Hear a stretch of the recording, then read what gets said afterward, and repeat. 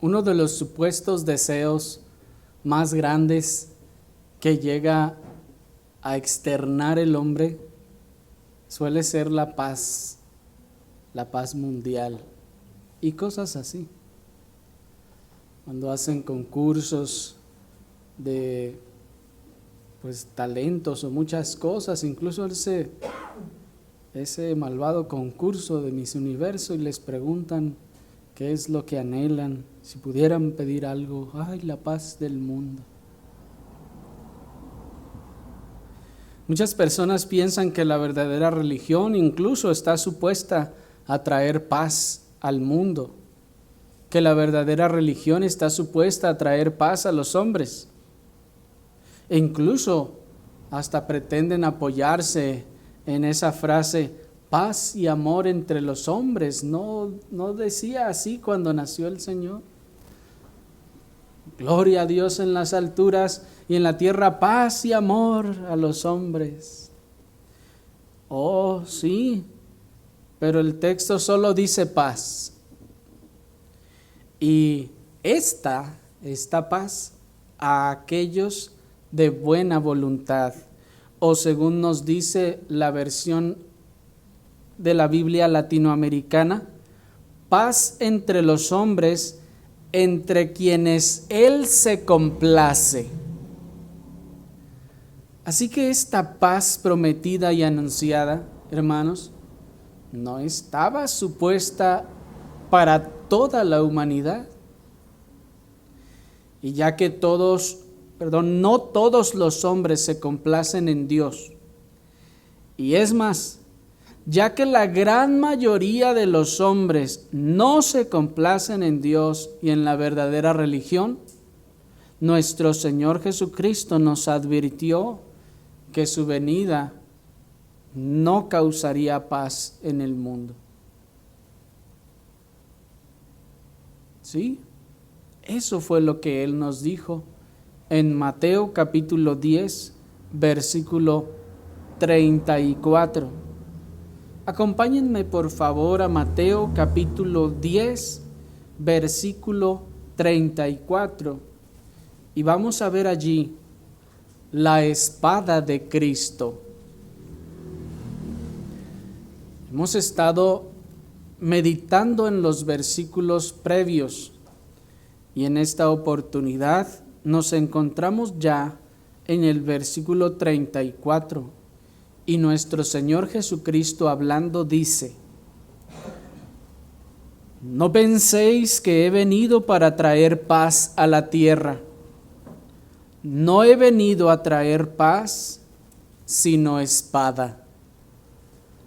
Porque he venido para poner en disensión al hombre contra su padre, a la hija contra su madre, y a la nuera contra su suegra. Y los enemigos del hombre serán los de su casa.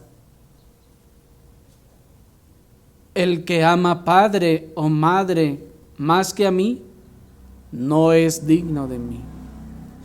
El que ama hijo o hija más que a mí, no es digno de mí. Hasta ahí.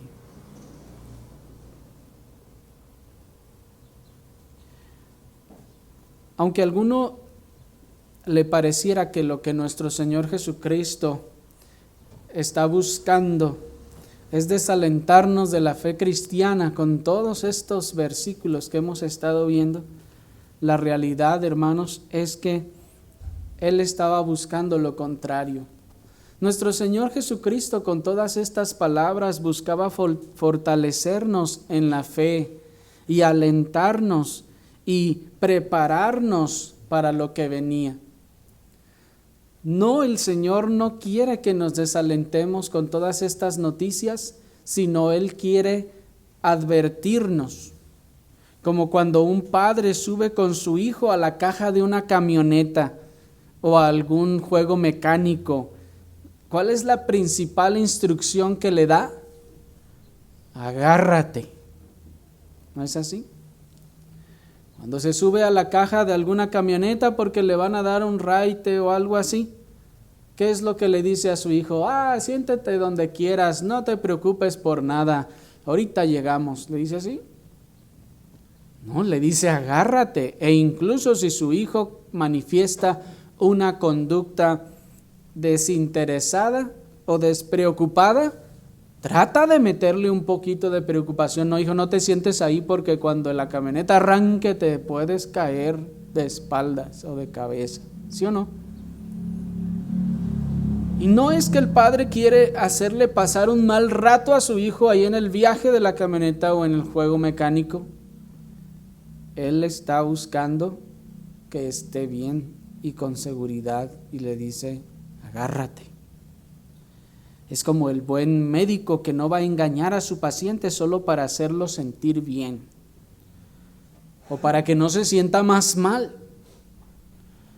Nuestro Señor Jesucristo va al grano entonces y nos dice clara y abiertamente, no penséis que he venido a traer paz a la tierra. Qué impresionante es eso, hermanos.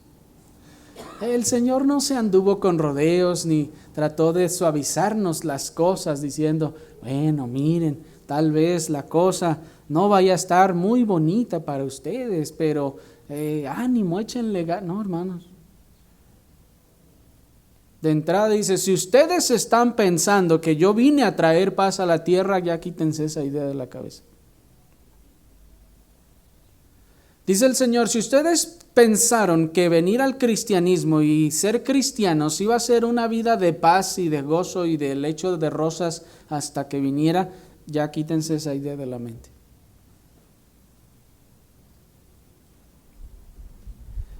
Porque dice el Señor, no penséis que he venido a traer paz a la tierra. No he venido a traer paz, sino espada. Quiero decir entre paréntesis, hermanos, que es irónico que el lema de la Organización de las Naciones Unidas, la ONU, es, sí, como ustedes lo sabrán, paz y seguridad. ¿Y qué dice la profecía? Cuando digan paz y seguridad, ¿qué dice? Vendrá destrucción repentina. Pero ese es el lema de la Organización de las Naciones Unidas y también, además de eso, ostenta un texto bíblico que incluso está grabado en una de los muros de su sede en Nueva York. Ese texto que tienen ellos grabado dice lo siguiente: volverán sus espadas en rejas de arado y sus lanzas en hoces, y no alzará espada nación contra nación, ni se adiestrarán más para la guerra. Un texto de Isaías 2:4. Cuando, hermanos, esta organización que pretende y que de hecho fue creada con el fin de evitar futuras guerras, pretende ostentar esta labor. Y tomando el verso de Isaías, dicen ellos, este es nuestro plan, esta es nuestra meta, este es nuestro objetivo, que las naciones vuelvan sus espadas en rejas de arado y sus lanzas en hoces, y no alce más nación contra nación la espada, ni se adiestren para la guerra. Ese es el propósito, la utopía que busca la Organización de las Naciones Unidas. Pero miren a nuestro Salvador, que dice, yo no he venido a traer paz, sino espada. Bueno, pero entonces, ¿es acaso que Dios no es un Dios de paz y de armonía? ¿Es acaso que Cristo o en Cristo no hay paz, bonanza y plenitud? Oh, claro que sí la hay. Y claro que Dios es un Dios de paz y de armonía. Pero lo que el hombre no quiere reconocer es que tal paz, bonanza y armonía solo están en Dios. ¿Sí me siguieron, hermanos, este razonamiento? Porque es muy importante. Ustedes se van a topar con mucha gente que les dice, no, es que ustedes deben ser gente de paz, ustedes deben ser pacíficos, deben buscar la paz del mundo. Pues ¿qué no Dios es un Dios de paz? Oh sí, claro que Dios es un Dios de paz. ¿Qué no Cristo? En Cristo hay paz, bonanza y plenitud. Oh sí, en Cristo hay bonanza y plenitud.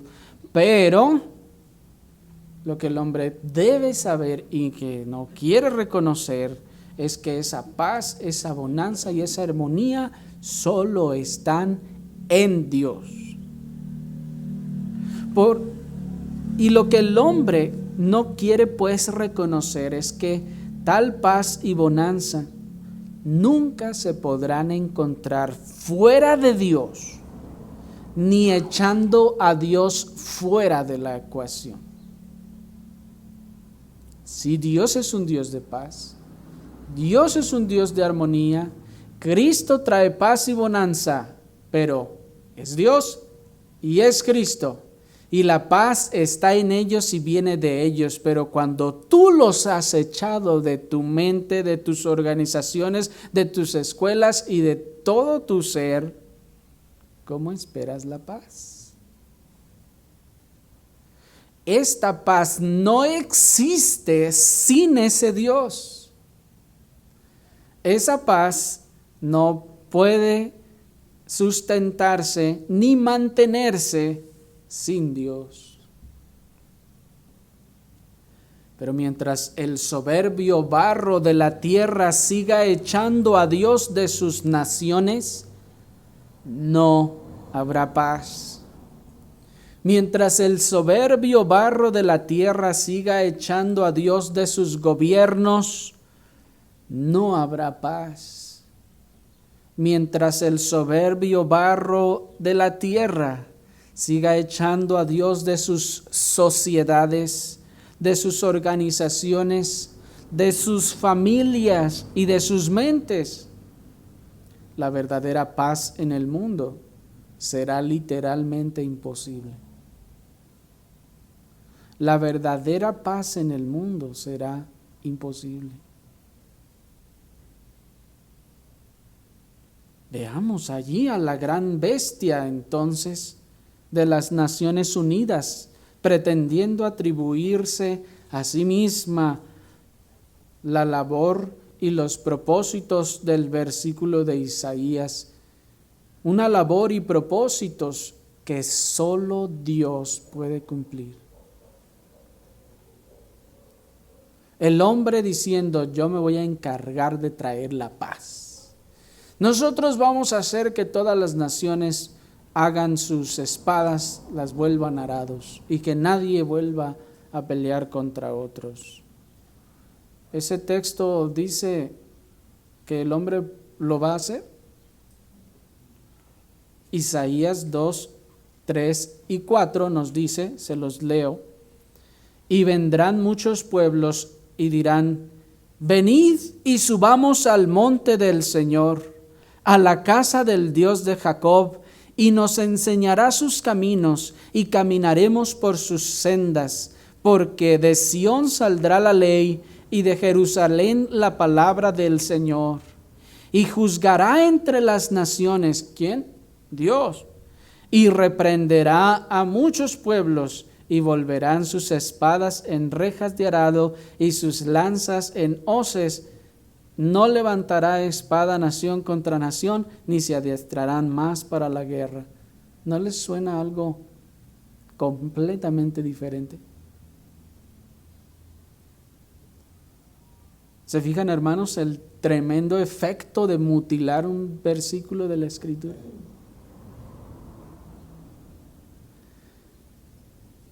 Nuestro texto está diciendo de entrada que todo esto es algo que solo Dios puede hacer. Hasta que no vengan todas las naciones al monte del Señor, entonces no habrá esa paz, según el contexto. Hasta que no vengan todas las naciones a la casa de Dios, del Dios de Jacob, no habrá esa verdadera paz, ni convertirán las espadas en arados. Hasta que no sean enseñadas todas las naciones en los caminos del Señor, entonces no habrá verdadera paz.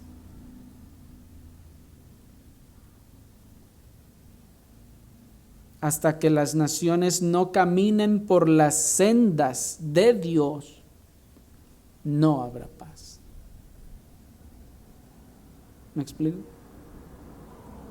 Al contrario, habrá guerra. Pero no necesariamente una tercera o cuarta guerra mundial, sino que el soberbio barro se rebelará contra el alfarero y hará guerra contra él.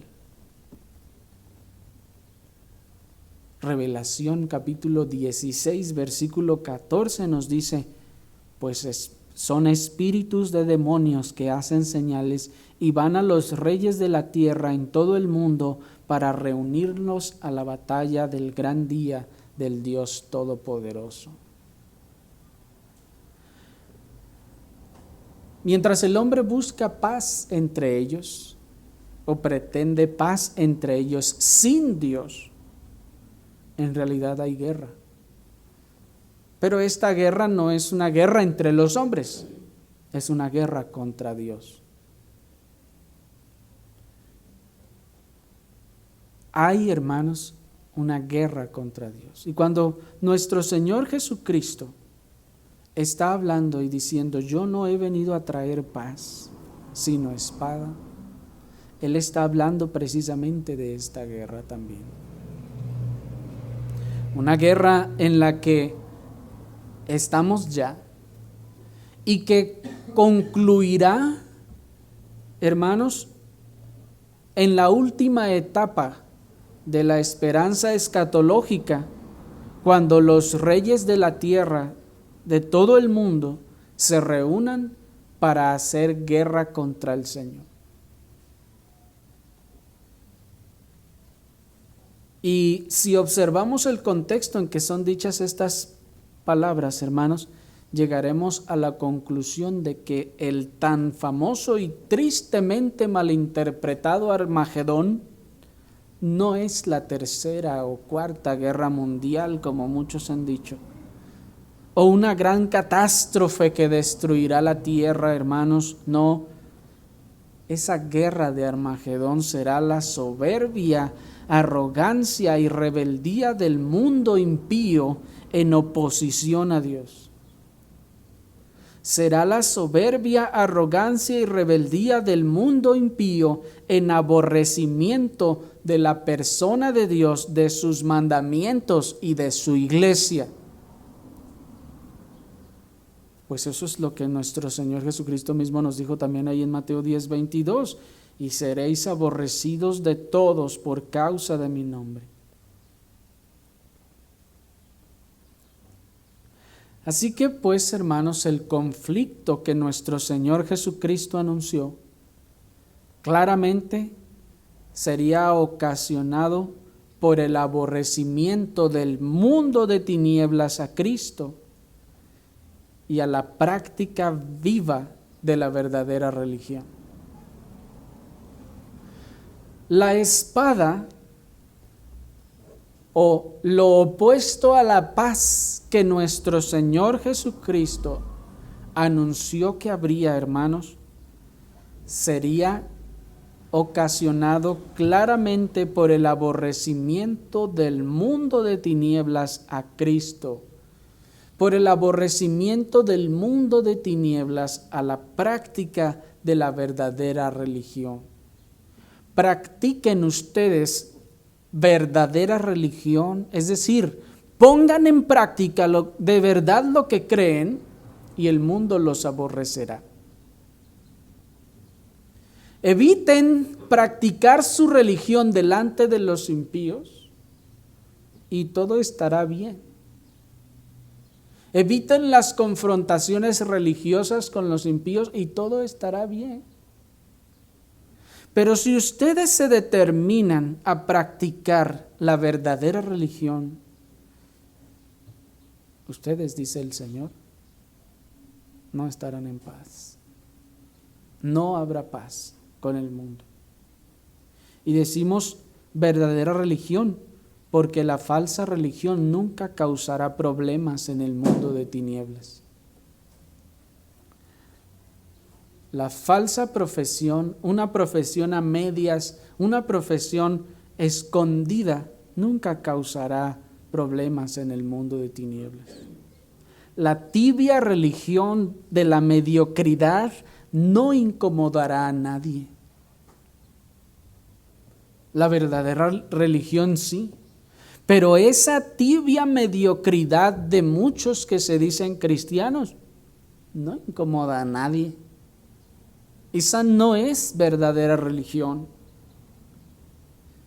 Y la fría religión de las profesiones secretas y superficiales se quedará callada cuando el mundo lo calle. Pero la verdadera religión no. Una fría religión es esa que cuando el mundo dice, no hablemos de religión, tú tu religión y yo la mía, respeta y te respeto. Y esa religión fría dice, bueno, está bien, yo no tengo nada que decirte. Pues la verdad es que pues no hay nada aquí adentro que me queme para hablar. ¿Sí me estoy explicando? La religión fría se callará cuando el mundo se lo solicite y estará dispuesta a hacer las paces con el error. Estará dispuesta a hacer las paces con el mundo y con el pecado cuando el mundo la presione para hacerlo. Una falsa religión, pues, entonces, o la práctica de una falsa religión, entonces, es aquella que está dispuesta a hacer las paces con el error para evitar la presión, para evitar el daño del hombre. Es aquella que está dispuesta a hacer las paces con el mundo y lo mundano, cuando el mundo se lo solicite. De manera que, hermanos, la espada no solo es un símbolo de guerra, sino también de división. La espada no solo es un símbolo de guerra, sino también es un símbolo de división y es un símbolo de enemistad. Y nuestro Señor Jesucristo dijo, yo no vine a traerles un grupo cada vez más grande de amigos y amistades y personas que los amen y los estimen en esta tierra. No, yo vine a traer espada, división. El Señor Jesucristo está diciendo, no, yo no vine a que tu grupo de amistades en el Facebook crezca cada vez más, sino al contrario, vine a traer división.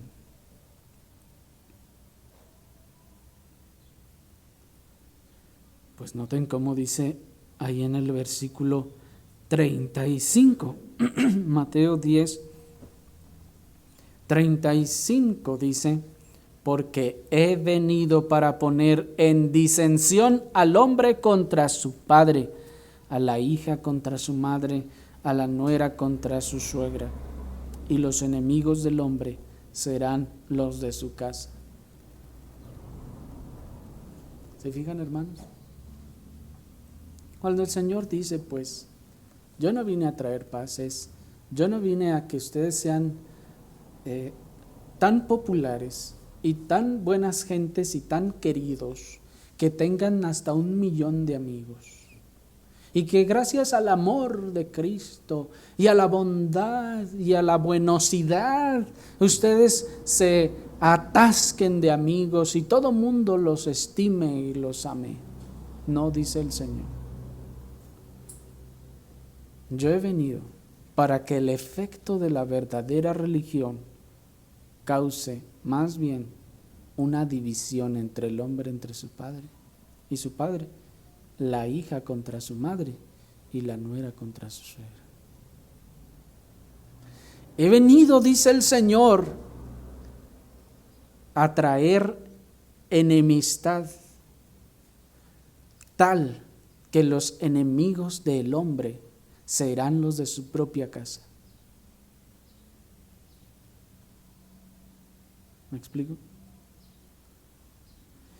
Y es muy significativo, hermanos, que una vez más nuestro Señor Jesucristo pone a nuestros propios familiares incrédulos como el primer grupo de avanzada del enemigo para minar y sabotear nuestro esfuerzo y debilitar nuestra moral.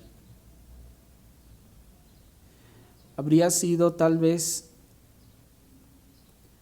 de todas formas alentador, o nos habría dado la advertencia que el Señor hubiera dicho: he venido a traer división entre el vecino contra su vecino, he venido a traer disensión entre el del estado fulano con el del otro estado, he venido a dividir las colonias. No, hermanos, fíjense que no dice así. Ni dice: y los enemigos del hombre serán el gobierno y los de otros países. No dice así. Qué interesante es que una vez más, porque ya lo hizo en otros versículos anteriores, ¿se acuerdan? Una vez más el Señor está diciendo y está señalando a la familia. Está poniendo el dedo en la familia terrenal.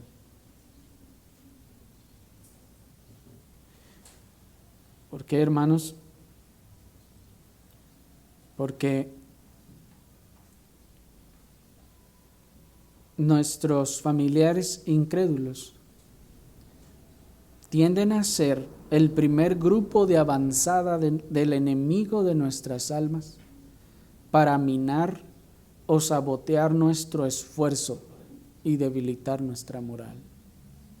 El enemigo entonces no va a usar al vecino de la otra ciudad para que venga a minar y desalentar su corazón, a minar sus esfuerzos, a sabotear su obra, su trabajo, su labor. No, ¿para qué va a traerlo desde allá? Cuando tiene allí cerca a sus parientes, a sus padres, a sus hermanos, a sus hijos.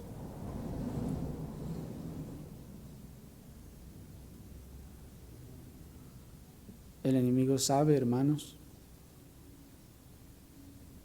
es astuto en ese sentido. Y el primer grupo de avanzada para atacar que usa son nuestros familiares incrédulos. El enemigo de nuestras almas sabe que pocas cosas nos causan mayor fatiga y desaliento como el ataque de nuestros propios familiares en la carne. Y sobre todo, cuando estos son los más cercanos, como un hijo o un padre, una hija, una madre, un hermano o una hermana. Por lo tanto, el enemigo de nuestras almas intentará procurarnos las más desgastantes y amargas batallas a través precisamente de nuestros familiares. Eso es lo que dice, hermanos, el texto 36. Y los enemigos del hombre, en este caso refiriéndose al cristiano, ¿cuál será la primera línea de enemigos, dice el Señor, del cristiano? Los de su propia familia. Y el Señor, hermanos, está dándonos esta advertencia desde ahora. Y nos está diciendo: hey, ¿Se acuerdan cuando nos subimos a la camioneta y nos dijeron agárrense? Porque esto va a pasar. La camioneta se va a sacudir y si no estás bien agarrado te vas a caer. El Señor está diciendo, has entrado, has venido, o más bien te he traído al cristianismo. Agárrate. Porque desde que te he traído, los primeros enemigos que vas a tener van a ser tus parientes. Agárrate porque los primeros que te van a causar y los que te van a causar los más desgastantes y amargos momentos van a ser tus familiares en la carne.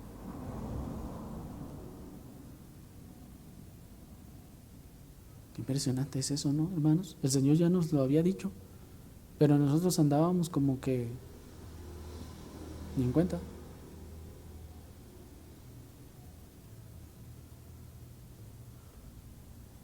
Al mundo, hermanos, le sorprende y hasta le ofende que haya familias divididas, entre comillas, que haya familias separadas por la religión. Hermanos, esto retiñe en los oídos del mundo y dicen, se separan y por la religión. No, ¿cómo está pasando eso? Sí, al contrario de eso, deberían de tener más amor. Al contrario, debería de haber más paz. ¿Pero qué dijo el Señor? ¿Vine a traer paz y amor? Dice el Señor, no he venido a traer la paz. Ya dijimos hace un momento, sí hay paz en Cristo, sí es Dios un Dios de paz, pero de paz en aquellos que viven en Dios y que andan en sus caminos, y que habrá paz con aquellos que obedecen a ese Dios. Pero con los que no lo obedecen, el Señor dice, yo no te garantizo nada. Al contrario, más bien sí te aseguro que los enemigos del hombre serán los de su propia casa. El mundo pues se sorprende tan solo de oír o pensar que haya familias divididas o separadas por la religión, y entonces pronuncia su discurso humanista y buenista y ecumenista y dice, no debemos de separarnos por cosas tan triviales como la religión. Y dice el mundo, lo que separa es malo, pero lo que une es bueno. ¿Ah, sí? ¿Lo que separa es malo y lo que une es bueno? O sea que si el diablo nos une a todos, como está escrito que hará, a todos los reyes de la tierra y los unirá, ¿para qué? Para que hagan batalla contra el Dios Todopoderoso. Entonces eso es bueno. ¿Se dan cuenta? Pero el mundo dice, no, lo que nos separa es malo. Lo que nos une es bueno. Debemos hacer a un lado, dicen los hombres, debemos hacer a un lado nuestras diferencias para vivir en armonía. ¿Debemos hacer a un lado nuestras diferencias para vivir en armonía? Bueno, depende de las diferencias. Si eso es religión, hermanos, nuestro Señor Jesucristo dijo, el que de verdad quiere venir en pos de mí, eso lo vamos a ver después. Pero si de verdad quieres venir en pos de mí, si de verdad quieres practicar la verdadera religión, agárrate. Agárrate porque vas a tener muchos problemas con tu familia.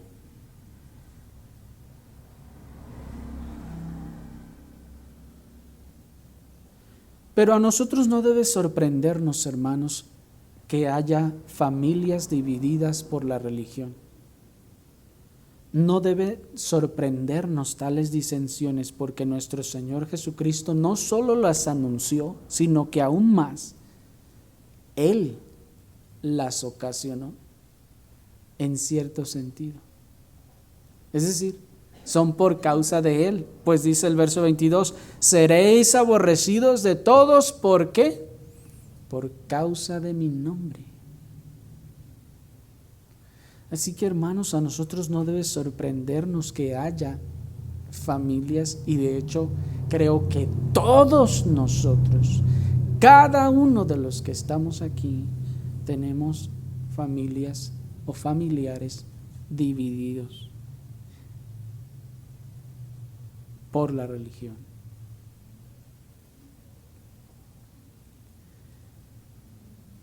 Nuestro Señor Jesucristo anunció que esto iba a ocurrir, que aquellos que quieran vivir de verdad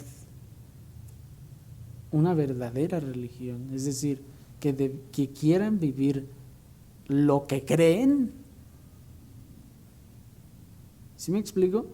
Porque todo mundo puede decir que cree, pero que lo vive, eso es religión.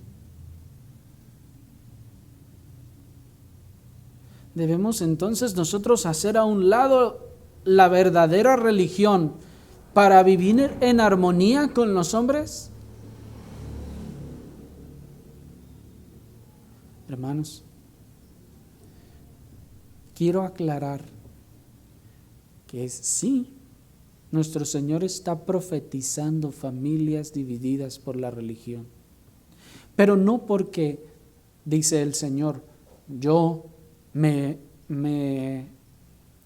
convierto en un activo dañador de ellos, no porque yo los aborrezco a ellos, dice el Señor. No, ellos aborrecen a Cristo, la verdadera religión y a sus practicantes. ¿Sí me explico? Noten la dirección del aborrecimiento. Es de ellos a nosotros, no de nosotros a ellos.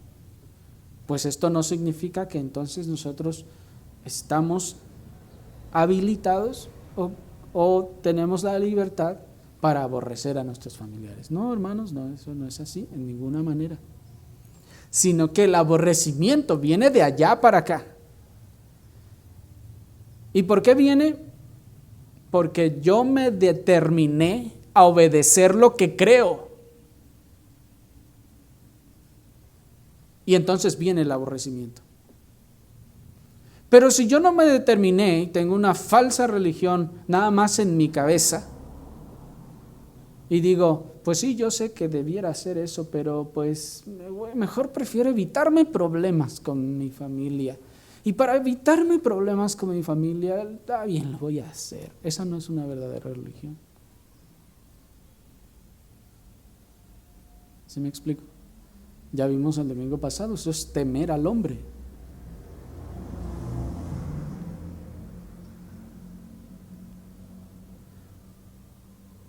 El enemigo de nuestras almas también sabe que son nuestros familiares en la carne con quienes menos procuramos salir mal y a quienes menos procuramos ofender. Y así deben saber que tomará ventaja de esta situación para torcernos el brazo hasta que cedamos al error o a la mundanalidad o al pecado. Sí, es cierto que es con nuestros familiares con quienes menos queremos salir mal, con quienes queremos llevar, como se dice coloquialmente, la fiesta en paz. No queremos tener problemas con ellos porque pues vamos a tener que estar tratando con ellos a veces todos los días. Y entonces, eso, hermanos, como bien que sea una virtud querer no meterse en problemas, también se va a convertir en una tentación.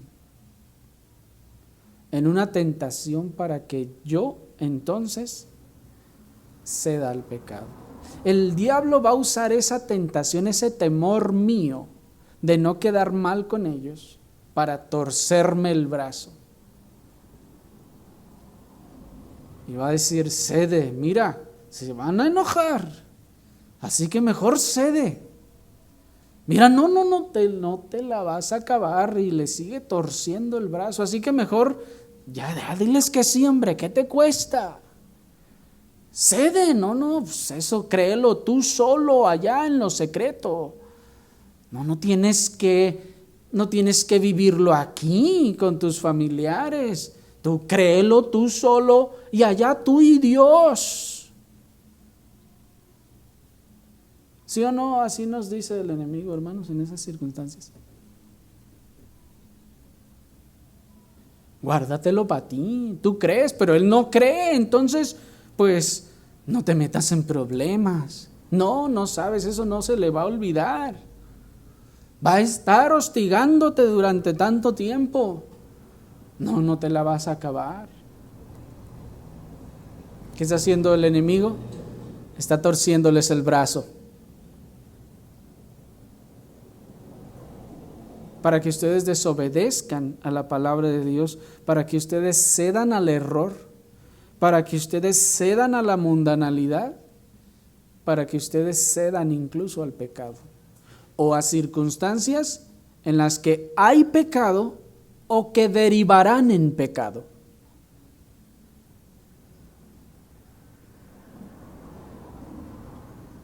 ¿Me explico?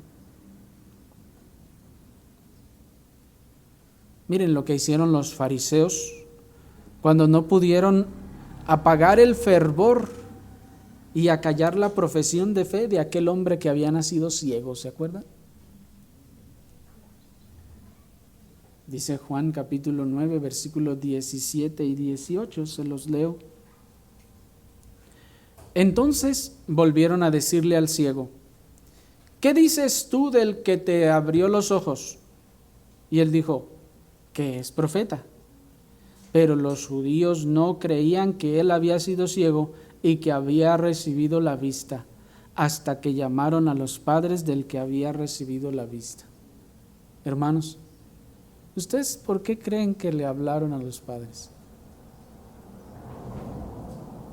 Sería nada más porque querían constatar, queremos estar bien segurísimos de que de verdad él es el que nació ciego, cuando todo el mundo lo estaba reconociendo que era él, cuando él mismo decía yo soy.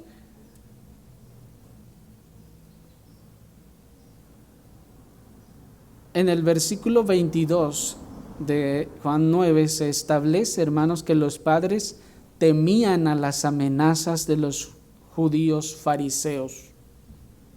Así que, no solo buscando una respuesta diferente, sino también esperando que sus padres colaboraran con ellos en el acallamiento de su propio hijo, los fariseos echaron mano de su influencia o de la presión de sus padres, esa presión que sus padres podían ejercer sobre su hijo, el ex ciego. El verso 22, como les digo, nos dice que todos estaban amenazados en la sinagoga de que si alguien reconocía que Jesús era el Cristo, lo iban a expulsar.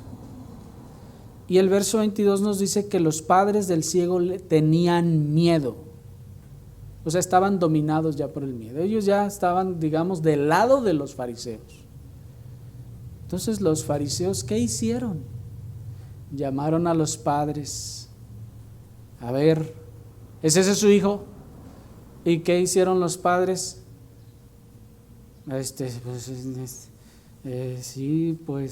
Sí, es nuestro hijo, pero ¿qué le pasó? No sabemos.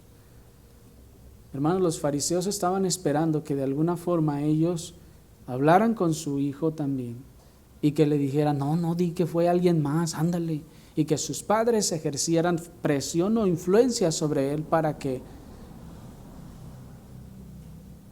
torciera el brazo, para que al final hiciera lo que ellos querían que hiciera.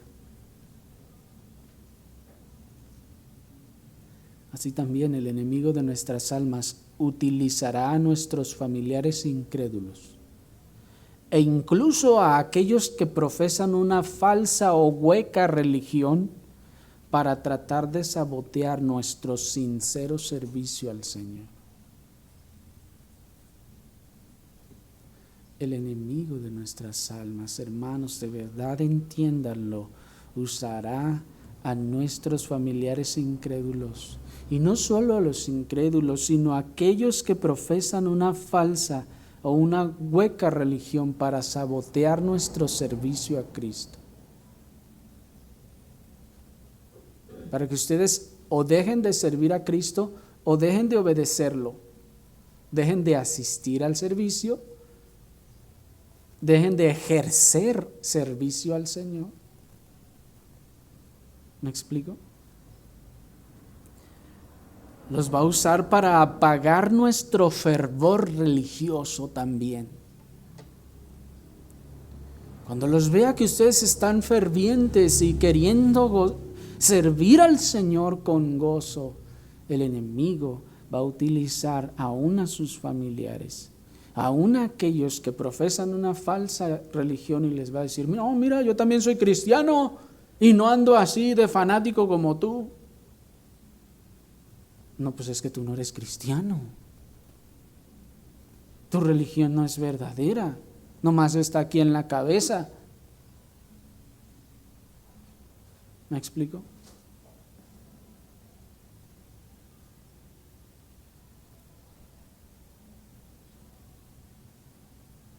Utilizará pues también a nuestros familiares incrédulos o los que profesan una falsa religión, incluso para regresarnos a la tibieza y a la frialdad de la falsa religión mediocre, o al adormecimiento de la esclavitud al hombre y al pecado. Porque su abuelita le va a decir: mira, tu primo fulano también es cristiano, y mira, él va a las pachangas de nosotros el domingo sin ningún problema y se echa todas sus copas igual, y hasta pide también las canciones del mariachi. ¿Y tú qué? ¿Tú por qué no? ¿Me explico? O el otro va a decir: no, yo también soy cristiano, no seas religioso, tenemos libertad. ¿Me explico? ¿Qué es lo que está haciendo el enemigo? Está no solo apagando su fervor, está queriendo arrastrarlo al mismo tipo de religión fría, mediocre y tibia que vive el otro. ¿Sí me explico?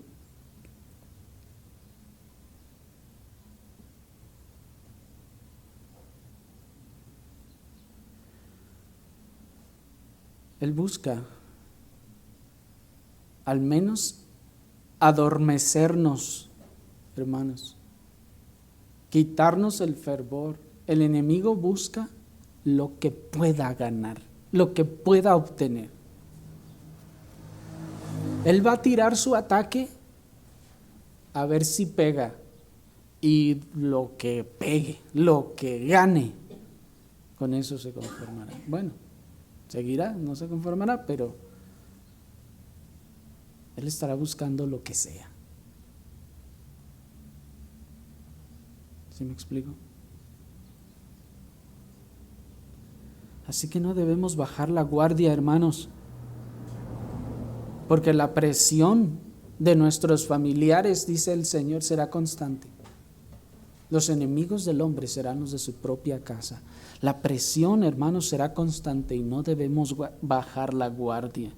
Constantemente seremos tentados a ceder a la presión de nuestros familiares, a no ser tan exagerados, entre comillas.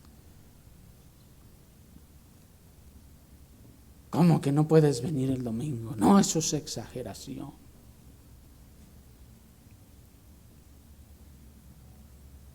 ¿A poco prefieres mejor viajar al siguiente día, levantarte bien tempranísimo, desvelarte con tal de no de estar ahí el domingo con los hermanos?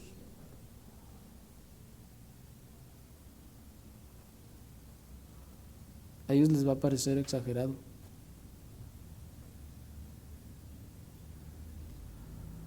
Porque el enemigo de nuestras almas está esperando que bajemos la guardia para enredarnos en las tinieblas.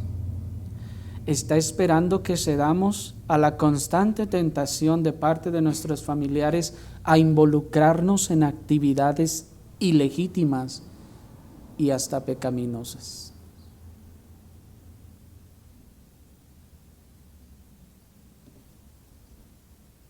Hasta le va a decir, ándale, vamos a cooperar todos, mira, tu tío fulano tiene necesidad, coopera. Y a la mera hora con toda la despensa le compran sus botellas de vino.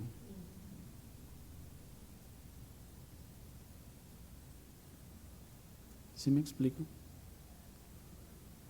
Nuestros familiares buscarán involucrarnos en actividades ilegítimas o hasta pecaminosas, de todo tipo, hermanos, aún hasta con la lengua, en el chisme, en la murmuración y la maledicencia.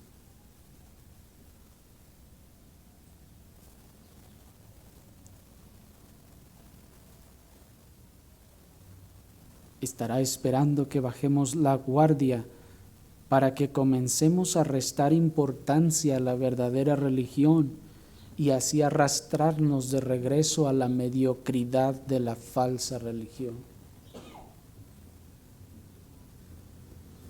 ¿No nos sacó, hermanos, el Señor de la mediocridad de una falsa religión? De lugares en donde nosotros pensábamos que éramos cristianos, pero ahora nos damos cuenta de que no, o que al menos en todo caso éramos tibios, mediocres e hipócritas. Pues el enemigo va a buscar usar a sus familiares para regresarlos al mismo estado donde estaban antes.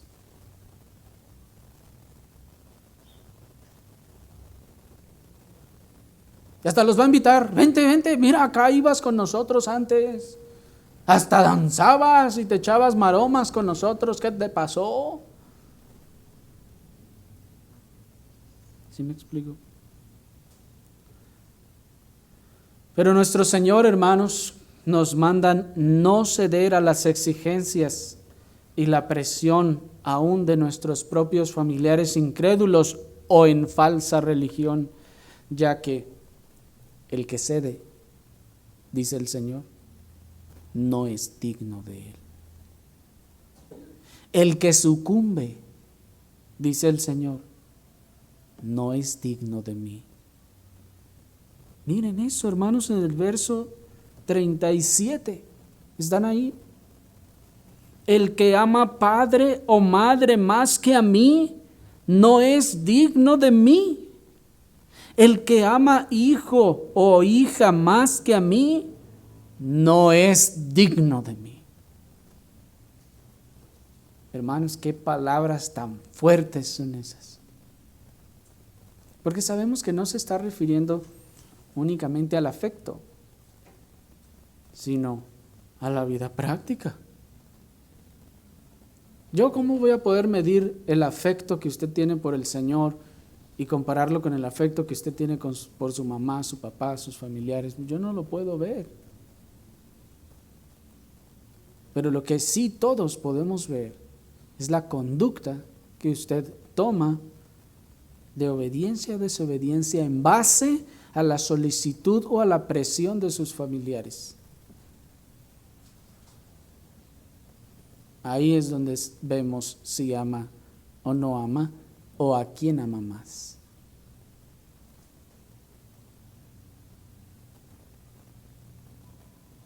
Los cristianos tenemos un Dios fuerte y celoso, dice la Escritura, que no compartirá su gloria con nadie, ni compartirá su trono con ningún otro. Porque cuando nosotros damos mayor importancia a la opinión de nuestros padres, de nuestros hijos, de nuestros hermanos o de nuestro cónyuge en la carne, que al Señor, no somos dignos de Cristo. ni del Evangelio. Cuando nosotros damos más importancia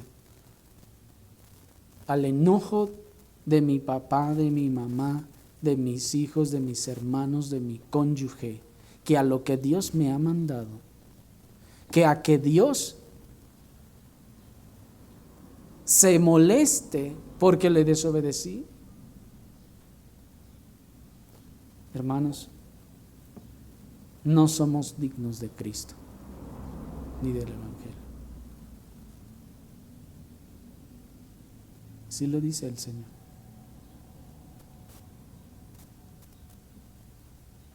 Cuando nosotros damos mayor prioridad a las indicaciones de nuestros padres, hijos, hermanos, cónyuges u otros familiares que contravienen o se contraponen al Señor y a la verdadera religión, no somos dignos de llamarnos cristianos.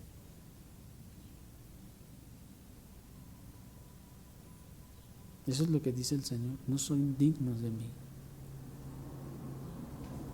Si le hemos dado prioridad a las indicaciones de nuestros padres, hijos, hermanos, cónyuges u otros familiares, y estas obviamente se contraponen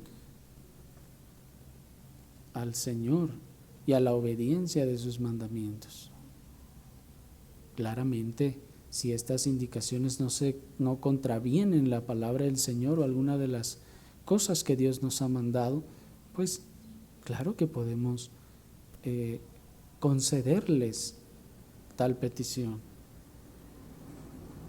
Cuando nosotros cedemos a la presión de nuestros padres, hijos, hermanos u otros familiares para desobedecer al Señor, para abandonar algún deber piadoso o la práctica de la verdadera religión, para ceder a alguna pretensión que termine perjudicando nuestra vida espiritual,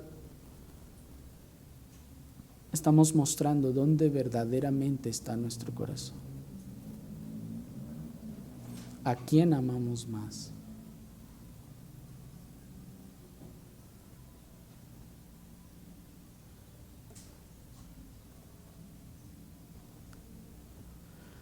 Porque si tú prefieres mejor quedar bien con tus padres que con el Señor, dice el Señor, no eres digno de mí. Si tú prefieres mejor quedar bien con tu cónyuge o hijos que con el Señor, dice el Señor, no son dignos de mí. Si tú prefieres mejor quedar mal con el Señor, con tal de que no se ofendan tus hermanos en la carne, o tu cónyuge o tus parientes, no eres digno de Él, dice el Señor.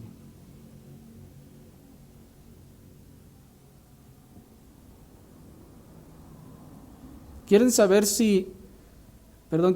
a quién están ustedes amando más? Solo pregúntense, ¿a quién prefiere usted perder? ¿A Cristo o a su familiar? ¿O es que acaso no será que todavía pensamos como piensa el mundo y dice, que al cabo el Señor luego me perdona? Ay, su familiar no lo perdona. Y es mejor quedar mal con Dios.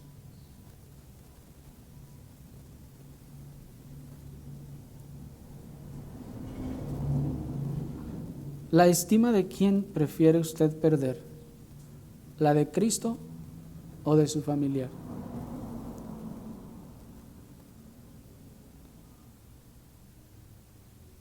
Acuérdense, hermanos, de Adán y Eva. Dios había mandado y había dicho, no coman de ese árbol. ¿Y cuál era el plan de Dios? Confirmarlos en obediencia.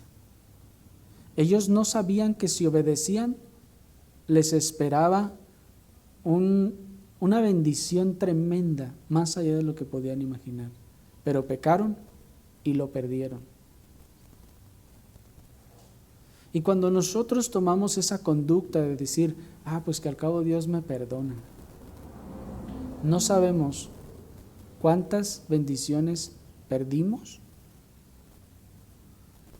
cuántas cosas Dios había planeado para luego que obedeciéramos y bendecirnos espiritualmente tremendamente, pero escogimos desobedecerlo.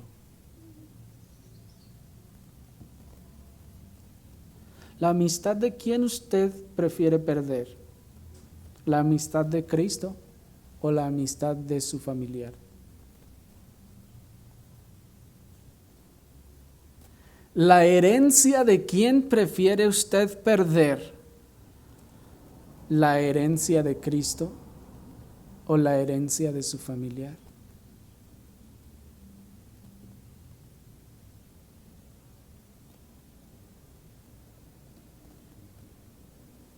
Y qué irónico es que la mayoría de nuestros familiares, si no es que todos nuestros familiares, no nos van a dejar nada.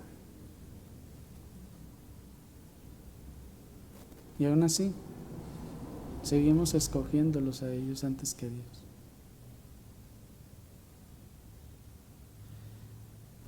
Miren la razón y el reconocimiento público de la única tribu elegida para acercarse a Dios, para servir en su tabernáculo y para enseñar su santa palabra.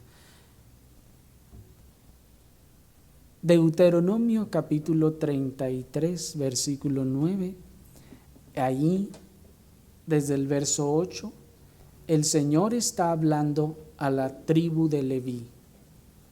La única tribu elegida, hermanos, para acercarse a Dios y para servir en su tabernáculo y para enseñar su santa ley al pueblo. Dice Deuteronomio 33, 9, hablando de Leví, Dios está reconociendo a Leví aquí en este texto. Y dice el 9, quien dijo de su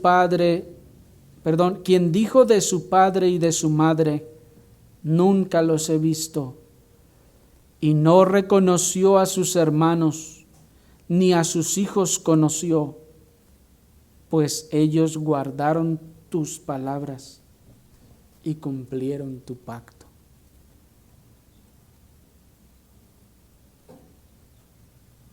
Qué tremendo es esto, hermanos. Porque si ustedes recordarán,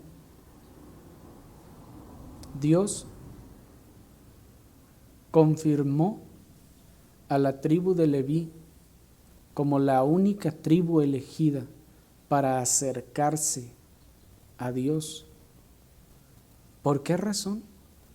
Por el decreto soberano de Dios. Pero recuerden, hermanos, aquel episodio cuando todos están enloquecidos adorando al becerro de oro. Y Moisés da la instrucción, regrésense todos a sus tiendas. Y otros siguen locos, bailando, desenfrenados, en pecado tremendo, abierto. Y se para Moisés a la puerta y dice, ¿quién está por el Señor? Y la tribu de Leví, evidentemente no toda completa, pero los de la tribu de Leví dieron un paso al frente y dijeron nosotros. ¿Y qué dijo Moisés? Oren por todos ellos, pobrecitos, no saben lo que hacen. ¿Dijo así? Dijo, agarre cada uno su espada y mate a su padre, a su madre, a su hermano, a su hijo y a su hija. Y dice la Escritura que murieron aquel día como 3,000 hombres. ¿Y qué dijo Moisés? Bárbaros, ¿qué hicieron? No, dice Moisés, hoy ustedes se han consagrado al Señor.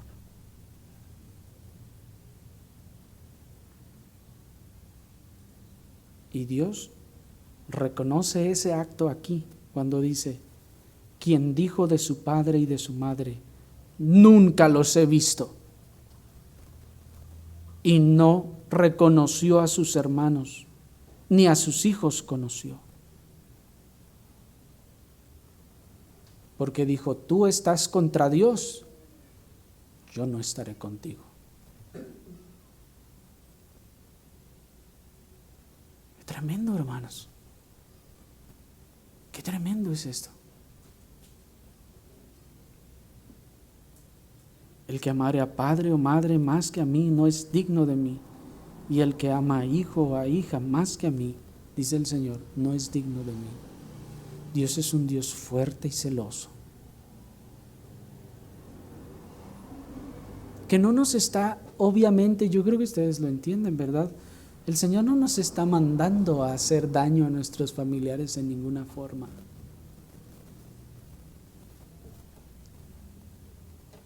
Pero nos está hablando, hermanos, de esa determinación, de esa decisión por el Señor,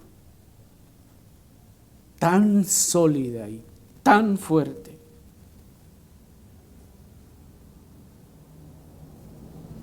Como para decir, dice, nunca los he visto, y no reconoció a sus hermanos.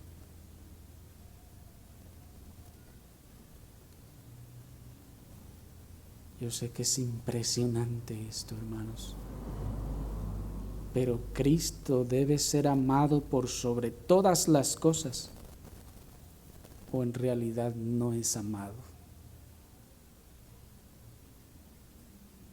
Cristo debe ser amado por sobre todas las cosas, o en realidad no es amado. Oremos al Señor.